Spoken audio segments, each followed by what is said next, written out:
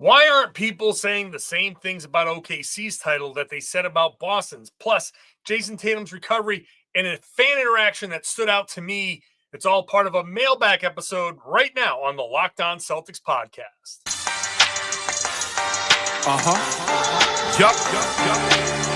Beantown, be ever ready. It's the C's. Who else could it be? What they gon' say now? Screaming like JT. Karalis recap the madness every game, every practice. Prime time, Depp and D White on the sideline. Raining Jays, how it started, raising banners, how we finished. Locked On Celtics pod, home of the winners.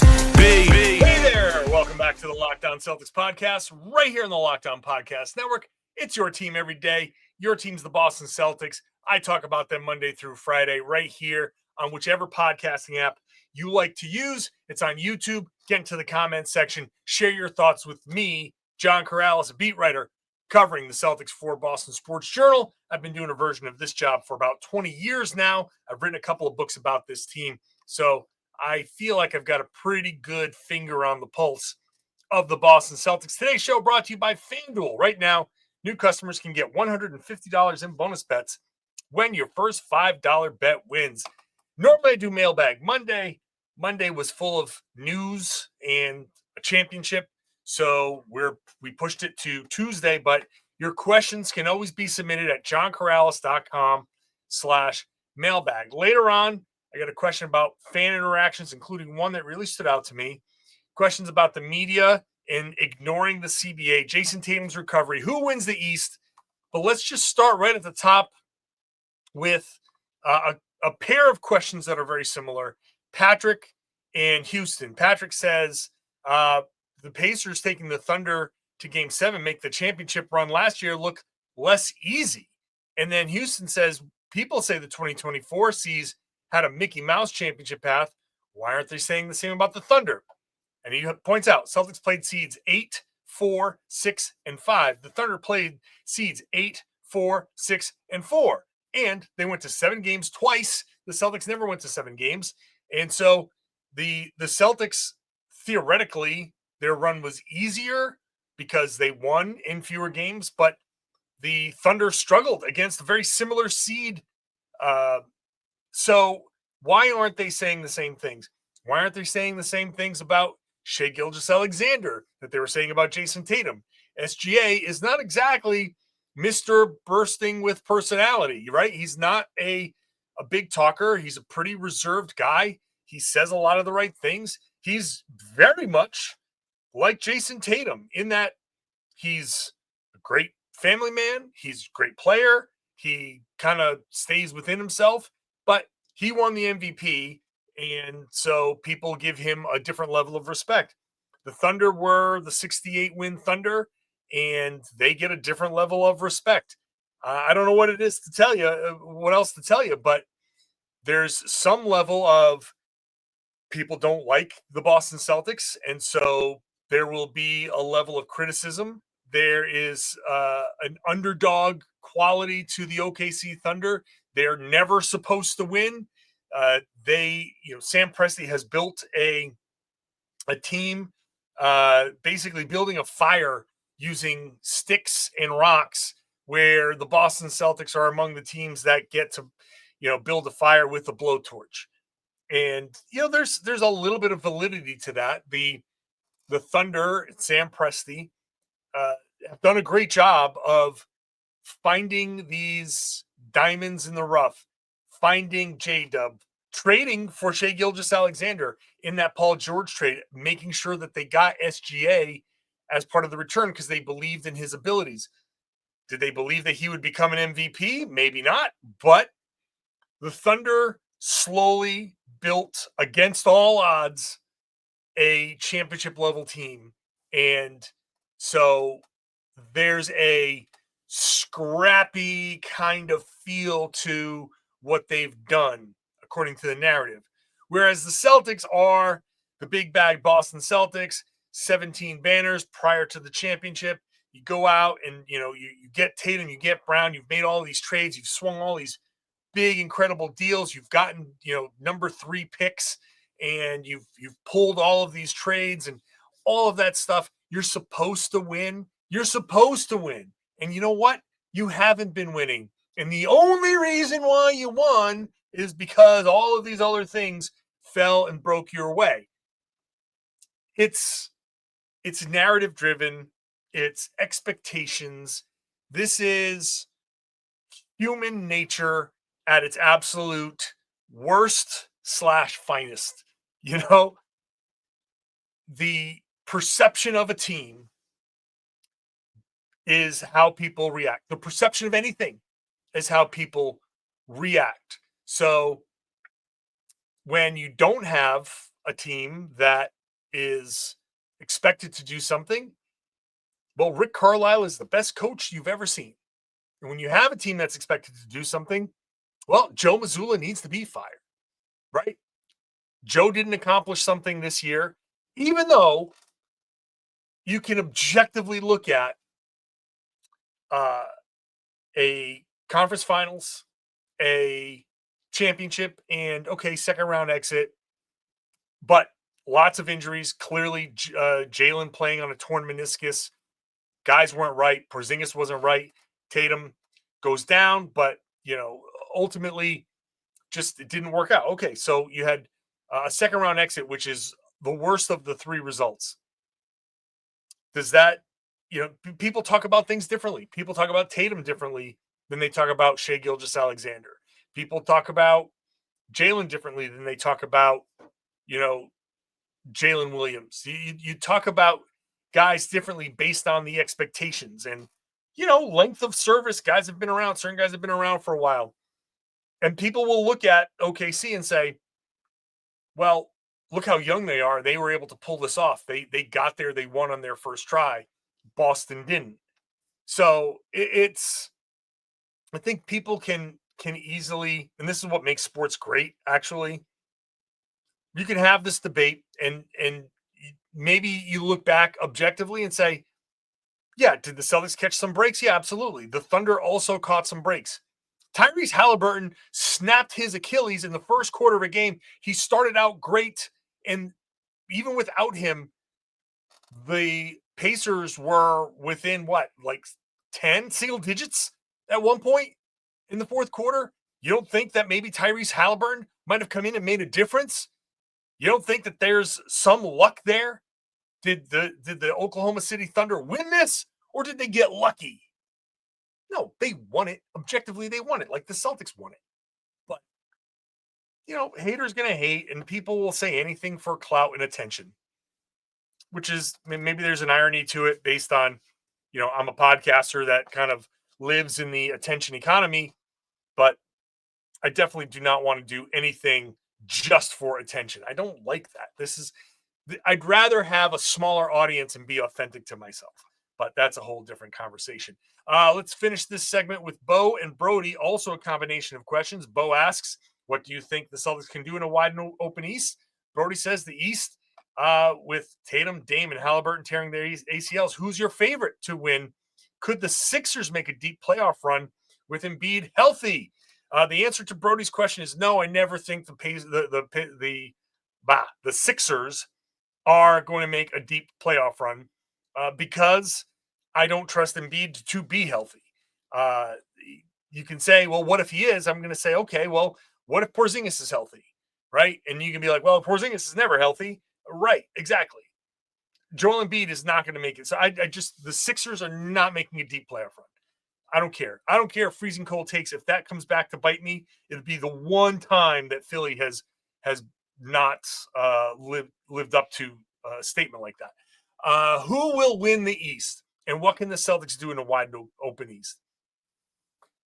I still have to give it to the Cavs.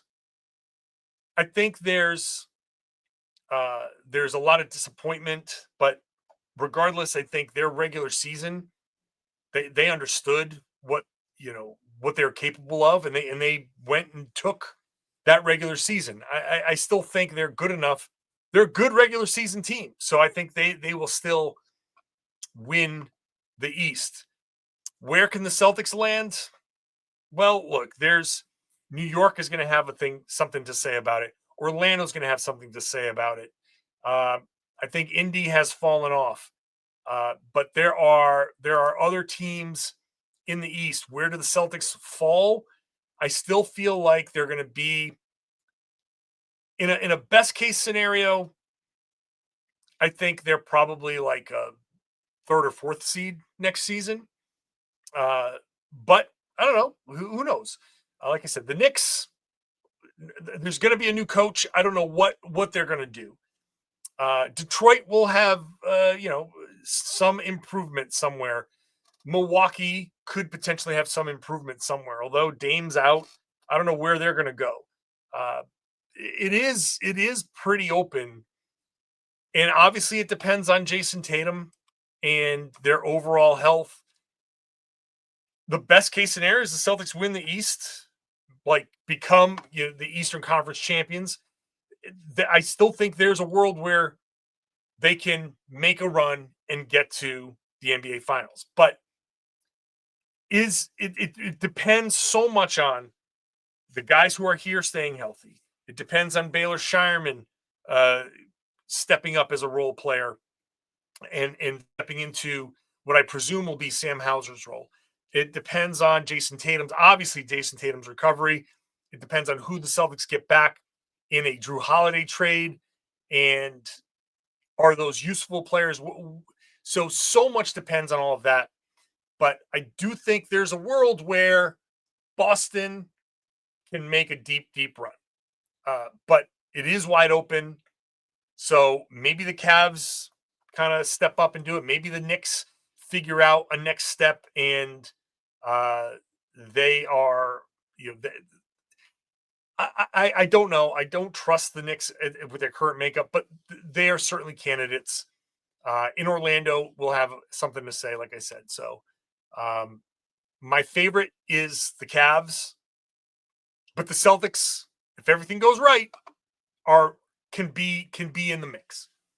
We'll come back and talk about some draft stuff and Jayson Tatum's recovery, why I say what I say, and why a theory as to why he should not come back. That's all next. Today's show is brought to you by Monarch Money. This is for everybody who's checked a bank account in their life. That's me. That said, where'd all my money go? I've done that in the past. I wish I had something like Monarch Money, which could come in and basically be my personal CFO. It can be yours if you want, because it's not just a budgeting app. It's a complete financial command center where you track everything, all your accounts, investments, your spending. So you're not just managing your money. We're talking about building your wealth. Once you start using Monarch Money, you can look at your food delivery, your online shopping, your entertainment, all of the little places you spend your money, and you can budget smarter and save more. You're not juggling multiple apps. You can track your finances, spending, have long-term goals, manage your money with your partner, and you can track shared and personal accounts so you can stay on the same page, cut out the stress. Financial stress in a relationship can be a problem, but Monarch Money allows you to take control of your finances. Use the code LOCKEDONNBA at monarchmoney.com for 50% off your first year. That's monarchmoney.com, code LOCKEDONNBA for half off your first year. Today's show is also brought to you by Open Phone. If you're running a business, you know that every missed call is money left on the table. Just think about the last time you had an urgent need, maybe for a plumber or some kind of service provider. If that first person doesn't answer, do you wait? No, you move on. If you're not there, I'm calling somebody else, next person on my list. That's why you need Open Phone. You don't want that happening to you. Open Phone is the #1 business phone system built to streamline and scale your customer communications, all from an app, simply an app on your phone or your computer. Open Phone lets you manage business calls and texts from a single app. The shared inbox feature is a game changer because your team can jump into any conversation instantly without missing a beat. And their AI agent handles after-hours calls, answers common questions, and captures leads so you never miss a customer. Open Phone is offering you, right now, you get 20% off your first 6 months at openphone.com/LockedOnNBA. That's openphone.com/LockedOnNBA. If you have an existing number with another service, Open Phone will port them over at no extra charge. Open Phone, no missed calls, no missed customers. Thank you for making Locked On Celtics your first listen every day. Make sure you're checking out the Locked On NBA Big Board podcast. Locked On NBA Big Board has you covered with everything draft. You want to get caught up. The draft's Wednesday night, Wednesday and Thursday days, the 2-day draft that's here. So start binging Locked On NBA Big Board so you can get caught up on what you need to know. Let's get caught up on mailbag questions, which you can submit at johnkaralis.com/mailbag. Jay asks, can we get a good player at pick number 28, or should we trade up? So trading up, just to trade up, this is how trading up works. If the Celtics have a player they absolutely are in love with, and they know he's going, let's just say 23rd, if you know that he's your guy, you do what you can to trade up. I don't think getting in, first of all, you're not getting into the lottery from the Celtics position. You're not, there's certainly no Cooper Flag. You're not getting into the top 5. So put that out of your head. When you say trade up, we're not looking at trading into the lottery at all. I don't think the Celtics are moving anywhere in a material way up in the draft. Can they move up? Sure. But it's going to be a few spots, if at all possible. So I don't know if they're going to be that in love with somebody. Now, can you get a good player at 28? Of course you can. There are a lot of picks, 28 and lower, that are, or in that range, that you can get that are going to be pretty good in some degree. Peyton Pritchard was in the 20s. Baylor Shireman was picked, where was he, 29th last year? You can get, Desmond Bane was picked down in that range. So there are plenty of guys that are picked in that range that can be good. It's a little bit more of a crapshoot. And my standard is, if you are able to find a guy that has one NBA skill, then that's the guy you go for. And hopefully you can develop the other NBA skills. There are limitations to that, but my rule of thumb, basically from pick 20 into the second round, if you can find a guy that you believe has an NBA skill, you take him. And maybe that's shooting, and you're like, well, his handle sucks and his defense sucks. Well, it's stuff you can teach, you can develop, you can maybe learn. And you develop a guy into, well, like Sam Hauser, and he starts to learn how to shoot more and better off, on the move and off the dribble, and starts to attack a closeout more. That kind of stuff. Sam Hauser was undrafted, and now you're looking at trading him, into, as a desirable guy, and you just gave him $10 million. So you can find guys with NBA skills. You can find a good player at 28. Just has to be the right fit, has to have the right skill. And I mean, I don't know who it is. It could be a draft and stash kind of guy. It could be any number of different people. But yes, you can get a good player at 28, and you don't have to trade up, because once you get past 20, I think a lot of those guys are in the same kind of range, and there's no need to trade up 3 spots. Again, unless there is one guy you are enamored with, and you have to have him, and he's going 5 spots ahead, and you find a way to get to 22 so he's not picked or whatever. Adam from London. What's up, Adam? You say the Celtics are going to get worse as a result of cutting costs, but correct me if I'm wrong. Don't they have all their picks apart from a swap with the Spurs in 2028? Could they not save money and get better, or at least stay on the same level? I presume you're talking about tanking, and the when you have all your own picks, yeah, that's a way to save money, and you trade everybody away, and you can you can cut all your costs and make all your picks, and hopefully get top 5 picks all along the way and rebuild and try to do what OKC did. Um, I feel like they are they will make a fair amount of those picks. They will trade some of those picks. So they could save money. They could get better via the draft. Just a matter of where they're drafting. And, it's tough to consistently, you can find a diamond in the rough in the 20s and beyond. But if you're consistently drafting in like 15 to 20, it's hard to find good players, enough good players where you're getting good enough to make that strategy work, right? You to build a winner completely through the draft, you got to bottom out, and maybe not completely, because we just saw Dallas win the lottery. There's the flattened odds have changed some of the dynamic here, but you have to get bad enough where you're in the lottery, and hopefully the odds kind of work in your favor. I don't think the Celtics are at that point yet. Maybe in 2-3 years, I don't know, maybe 2 years, a couple years. Yeah. But it's not going to happen this year. So, okay.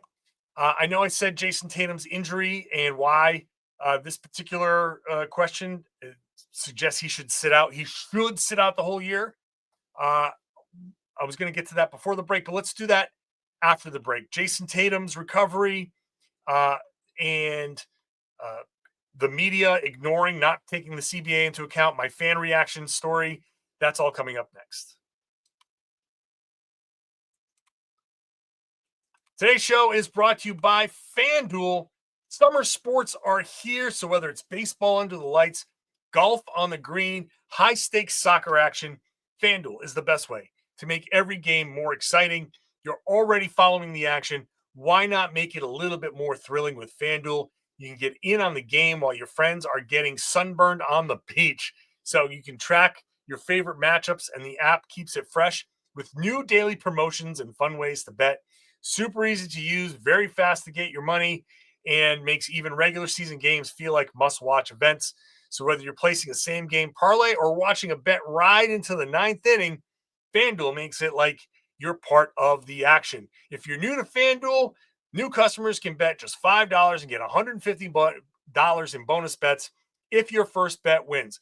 Make sure you're using the tools that are there so you can set your budget, set your limits, you can gamble responsibly. Only bet what you can afford to lose. This way, if you hit a cold streak, happens, you're not in any trouble. We don't want that. We just want you to have some fun betting on FanDuel. If your first bet wins, you get those $150 in bonus bets. Open the FanDuel app today. Visit FanDuel.com to get started.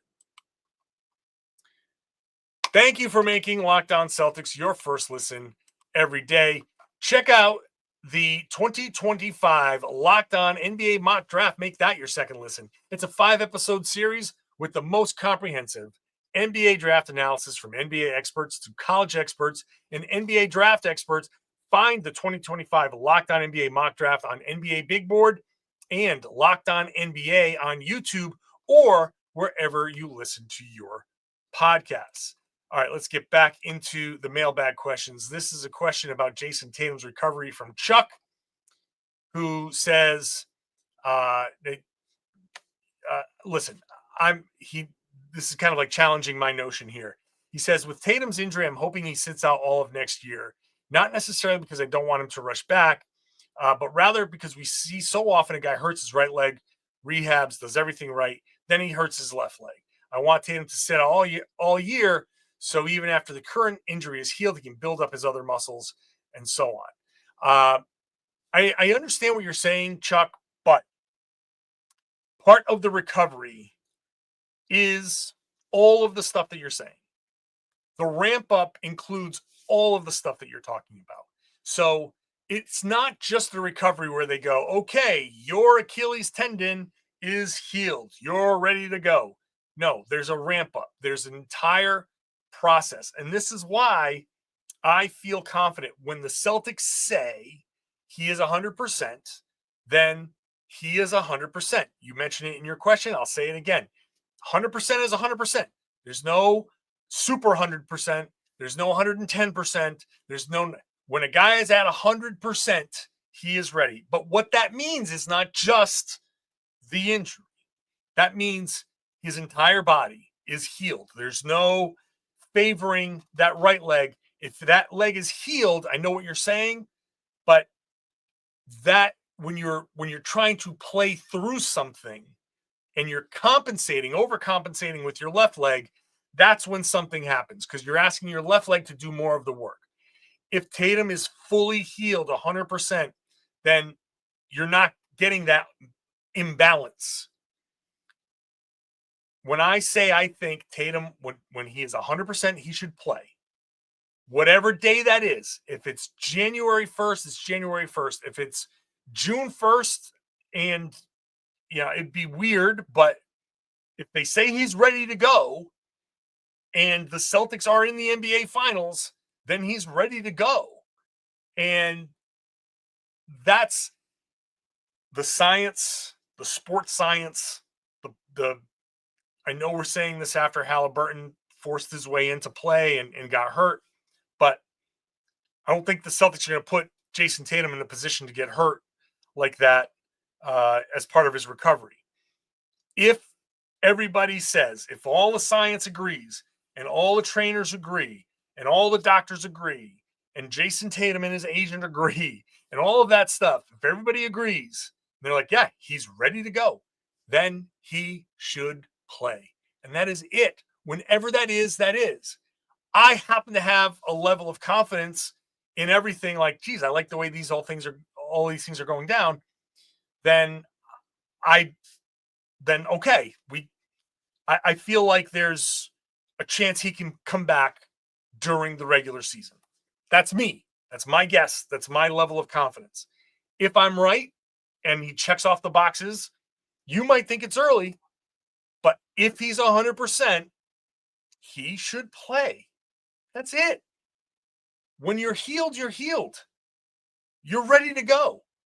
And then just as a side note, and I'm not saying this about you, Chuck, but as a side note, it's so funny how people are like, no, this guy should play. He should play. He should play. Guys need to play during the regular season until he gets hurt. And it's like, no, do not play him at all. Well, no, when he's ready, he's ready. That's it. That's it. End of story. Nick asks, with Drew and Stam most likely being traded and Baylor most likely getting more run, filling the void, does someone like Drew Peterson step up to back up Baylor? Could be a cheap option.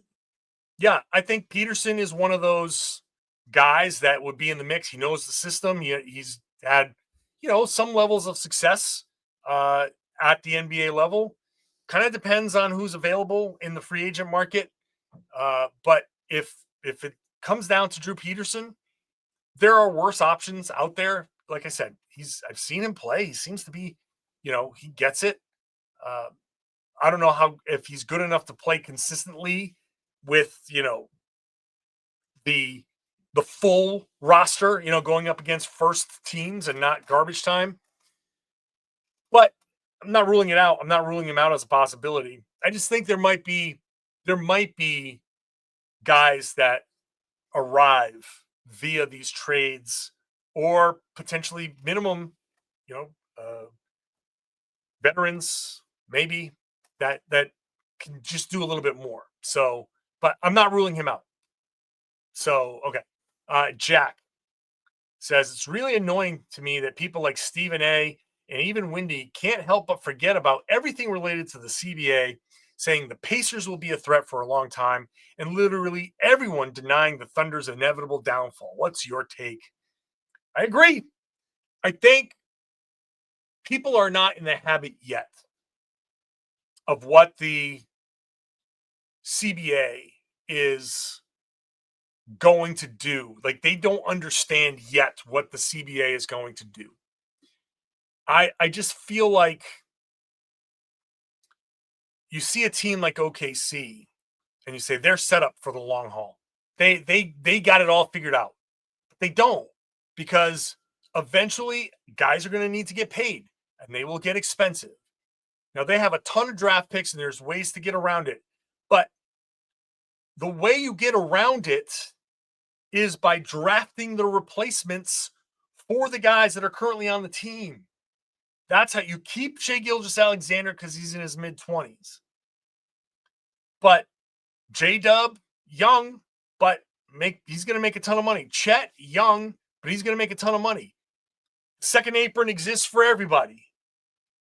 The Thunder have a chance to win multiple championships here, but this is what, the 7th year in a row with a new champion?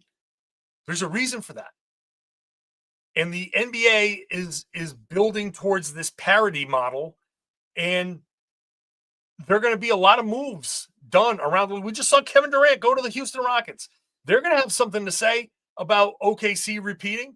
And it's not like OKC just, curb stomped everybody on their way to the title. They did go 7 games against the Pacers, right? They had a hard time. It's not a guarantee that they're going to be back next year. I think the CBA is going to make things very, very difficult for them. I've brought it up on this show before, but next year they will run it back completely because they have team options on Chet Holmgren and Jalen Williams, and both Jalen Williamses. They've got everybody's going to come back and they'll be fine. But then the year after that, Chet Holmgren's a restricted free agent. You got restricted free agents up and down, and then you got team options on other guys. They're going to be super expensive. So you got one more run with the team as constituted, but they're going to start drafting the replacements for these other guys. Hartenstein's going to go. Lou Dort's going to go. You can't afford to keep all of those guys. You can't afford to keep paying these guys what they're making. So, yeah, I agree that there's this notion out there that, these guys will just figure it out. Sam Presti's a genius. He's going to figure it out. Well, yeah, there's some level of figuring things out, but the CBA is destructive to good teams. OKC is going to get super expensive within the next couple of years. They might play over the second apron, but once you get over that second apron, you can't do a whole lot. And so that's going to be their team. And if it doesn't work, it doesn't work. You just start making moves. And the moves they make are going to be difficult. It's not going to be that easy. I'm sorry to tell you, this long, dominant run that people are talking about with OKC, it's not going to happen that way. That's the old NBA. So, Jack, thank you, because I'm right there with you. I'm going to wrap this up with Brody, who says, "Hi, John, big fan. Thank you. I met you at the Garden last April. We took a picture." I always appreciate people doing that. He says, "My question is, any specific fan interaction you have had that has stuck out to you?" First of all, I truly, truly love every fan interaction. So for Brody, thank you so much. Come on by when the games start back up, Section 19 at the Garden.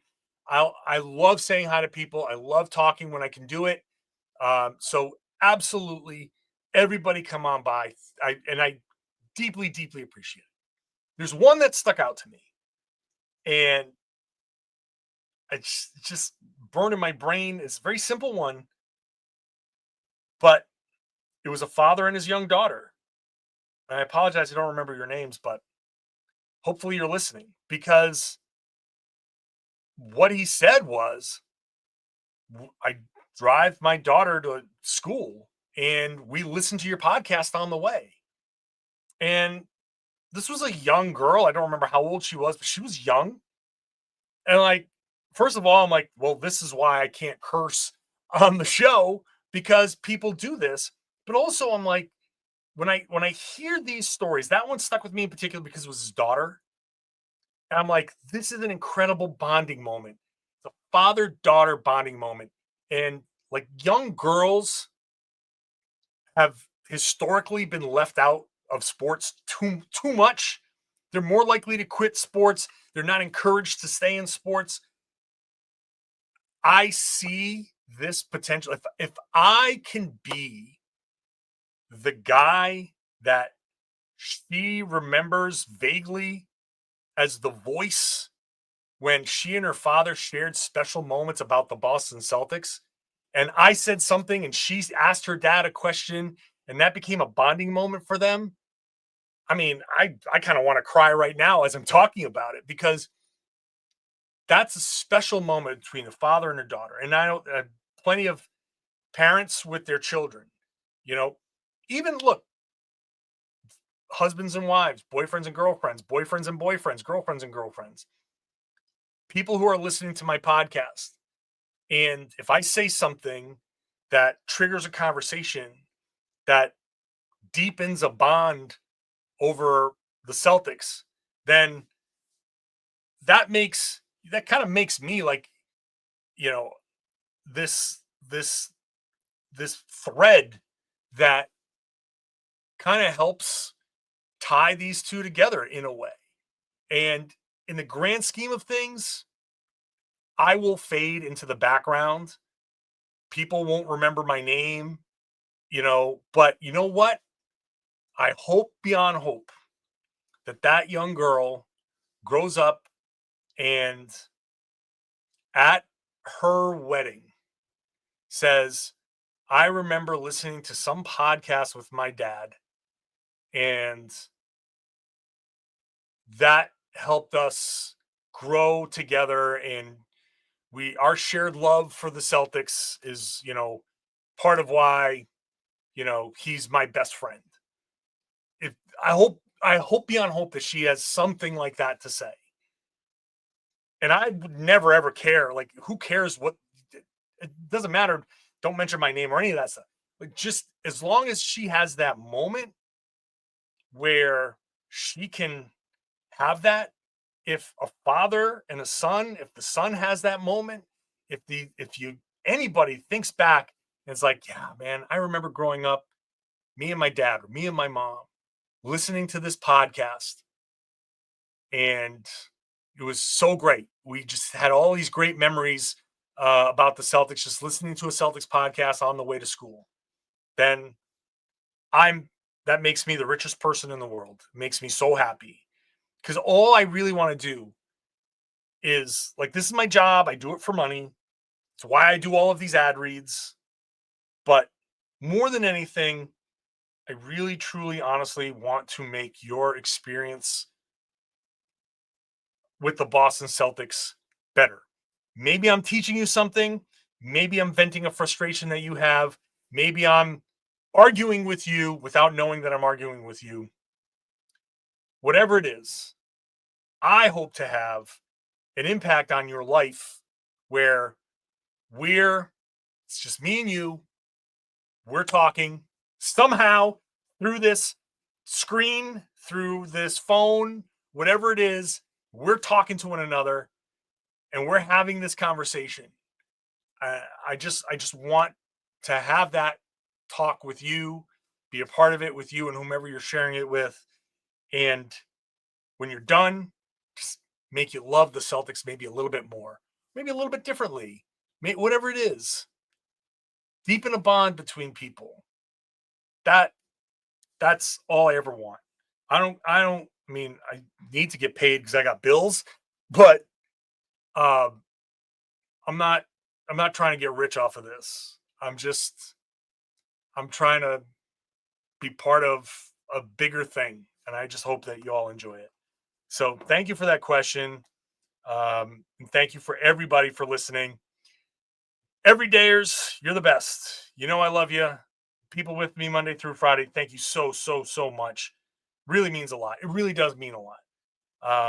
If you're new and you're still here, my blathering about minute 39 went a little too long on this one, but thank you so much. I hope you subscribe. Mailbag questions, go to johnkaralis.com/mailbag.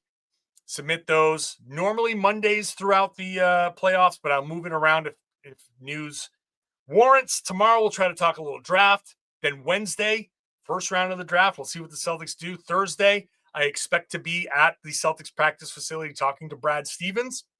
So I will share Brad Stevens clips with you. That podcast will probably be late, but that will be the Friday show. So stick with me all week long. get into that YouTube page, share your thoughts with me, and then share the podcast. Tell everybody they should be listening to and watching the Locked On Celtics podcast here on the Locked On Podcast Network. It's your team every day.